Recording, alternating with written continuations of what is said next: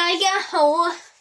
今日咧我就喺澳門嘅置富裏面咧買咗兩嚿 figure，呢兩架咧都有啲似我其中一嚿嘅，只係無啦啦變咗黑色啫。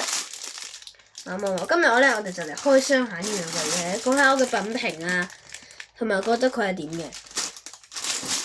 我哋開定佢先。呢一嚿咧係幾型嘅。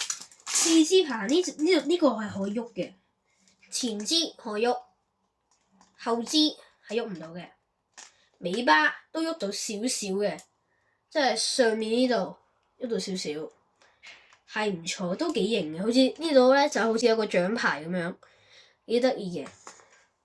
咁另外一嚿咧就係咧。喐嘅地方咧都係有前支嘅，但係佢後支一定係喐唔到噶啦，因為佢本身嘅後支咧好似冇咁樣趴喺度嘅。咁前支都幾得意嘅，一個轉口咁樣，尾巴咧都係喐唔到嘅，就略為冇得喐咁多。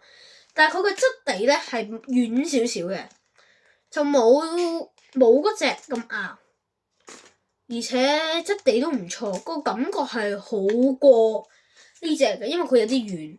都還好嘅，所以係咁咧，兩個咧都係黑色嘅，算係黑色嘅。兩個個樣咧都幾似怪獸嘅。